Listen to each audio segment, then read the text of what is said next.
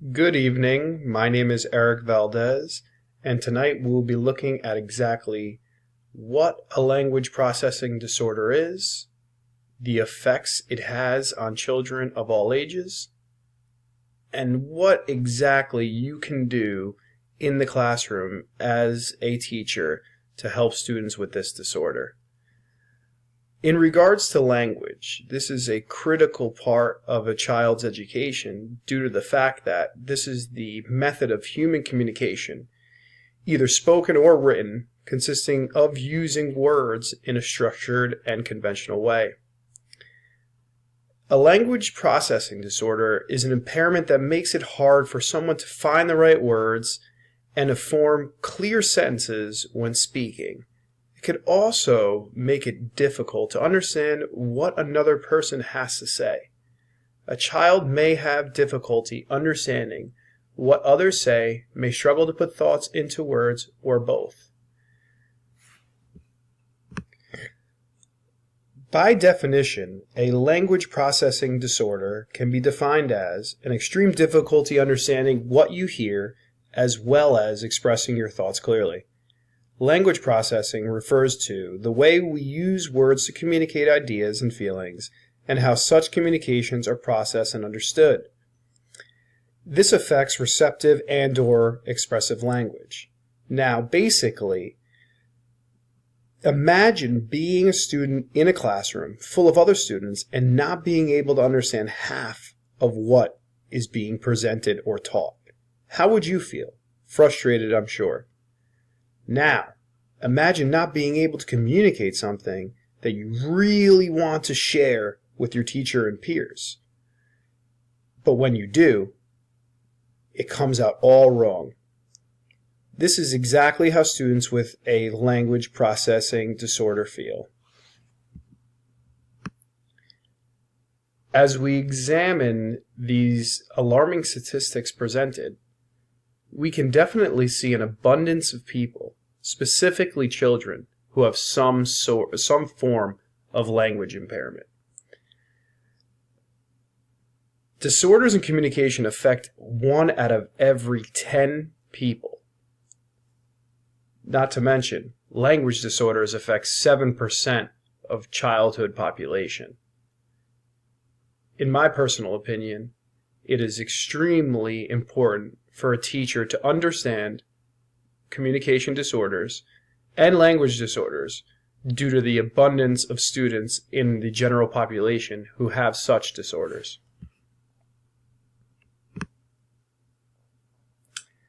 As I previously mentioned, language processing disorders can affect someone either receptively, expressively, or they can have a mix of these two language delays. In regards to Wernicke's area, this is located in the left hemisphere of the brain, which is where the language center is located. It is involved in the comprehension or understanding of both written and spoken language. In Brocchia's area is also found in the left hemisphere of the brain, and it is involved in the production of language or how one speaks. Damage or delays in either area can and potentially will result in language difficulties.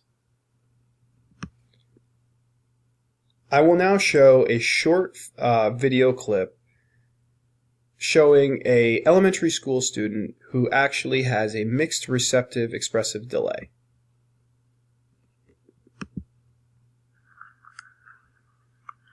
Hey, can you say your ABCs for me?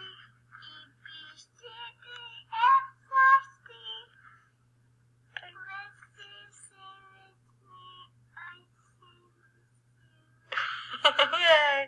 How about we do it together? Ready? Ready? Hold on, let's start at the same time, okay? Go. A, B, C, E, F, G, H, I, J, K, L, M, N, O, P, Q, R, S, T, U, V, W, X, Y, and Z. Now I know my ABCs. Next time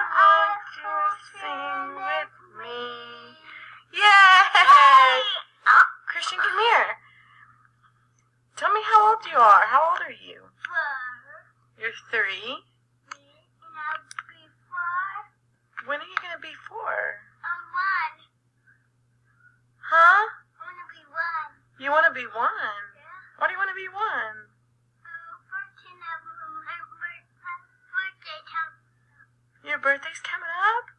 And how old are you going to be? 4. 4? Yes. What do you want for your birthday? Space. I want space my birthday coming up. SpongeBob? SpongeBob ice cream. SpongeBob ice cream? Yes. What else do you want? SpongeBob. What about, do you want, you like Backyardigans? How about Transformers? Transformer, yes. You like Transformer robots? Yes. How do they act? Because they fight them. How do they act? What do they do? Because they fight that in the first one. Really? Show me what the Transformer robot does. Ice cream. Do you know what it does? Yes. How do they act? Fire. How does a Transformer robot act? Because they act the fight in the TV. Because they do? Yes, they do fight. How do they fight? What do they do? Can you show me? Yes, but they fight over this. Do they go? And the way. Do they do that? And the doorway. And the doorway. Show me what they do. And the doorway, you cut them.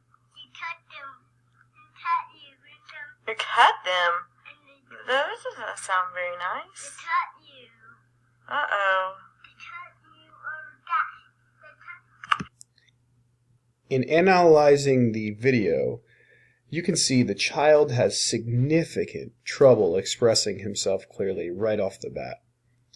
When his mother starts asking him questions, he wasn't really answering them.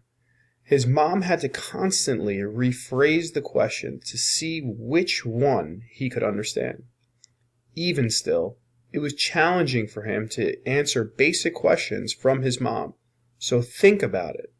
How hard would this be coming from a teacher and answering these questions in front of peers? Now we will examine the effects the language disorder has on the family. First and foremost, frustration. The child with the disorder himself will have trouble not understanding what is being asked, such as simple tasks like clean up your room and do your homework. Therefore, this could cause frustration for the actual child who's being asked of the task and the parent who's asking the child to complete the task. Another effect would be conflicts between family members. Miscommunications will constantly occur, and there will constantly the family will constantly have to help the child with the disorder, which could potentially breed conflict among family members. Thirdly is anger. Not being able to communicate the way you want to will potentially cause anger towards the child with the disorder. Next, blame. Mom and dad could potentially begin to blame themselves for the disorder occurring to their child. Next would be financial struggles. Getting speech therapy and other outside tests done for communication issues can be extremely costly. And lastly is time. Everything would be delayed for the family because they would constantly be waiting for the child to get things right, as well as much time spent at therapy to alleviate the issue. Next, we will examine the signs in the classroom that a teacher can look for potentially having a student with a language disorder. Problems with speaking and listening. When a student is not participating, potentially they could be hiding a speech disorder. When they have no pragmatic skills, that could be another issue. Problems with schoolwork students tend to miss work because they don't understand what's being asked of them. Therefore, they just do not complete the tasks. Concentration is a huge issue because students who are frustrated tend to have problems concentrating. And finally, behavioral issues. The student could begin to breed low self-esteem and be extremely reluctant to participate because of the disorder which is potentially holding them back. If a teacher recognizes a problem and can make a referral to the child's study team, these are some of the many evaluations that can be used to pinpoint a disorder. When a student is positively identified as having a speech disorder, some things that should be done during the preschool years are working on phonology, where the teacher or speech therapist can work on rhyming, segmenting words, syllables. Also semantics, where there should be introducing new vocabulary to the child. For morphology and semantics, we would work on expanding on their sentence structure, making sure it's clear and to the point. Pragmatics, we would be working on play skills and turn-taking. And literacy, at this level, would be learning letters and fundamental skills. As the child gets older and moves into the elementary school setting, you will see it's the exact same 5 skills being worked on. You're just adding on to it as they get deeper into the curriculum. So the 5 basic skills just developed more in depth depending on the curriculum.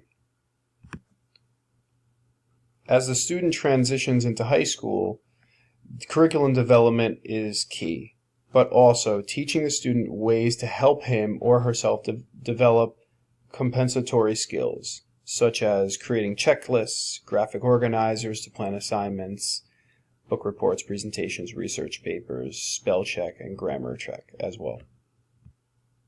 Other ways to help a student with a language disorder is request feedback. Ask the student if you are speaking too quickly or too slowly. Use gestures to give visualization to the words. Use memory strategies. Use concrete language. Do not use abstract language or sarcasm. Use direct language. In regards to transitioning the student to post-high school, it is extremely important to create goals and identify vocational strengths. These are ways to help transition students post-high school to a potential successful career.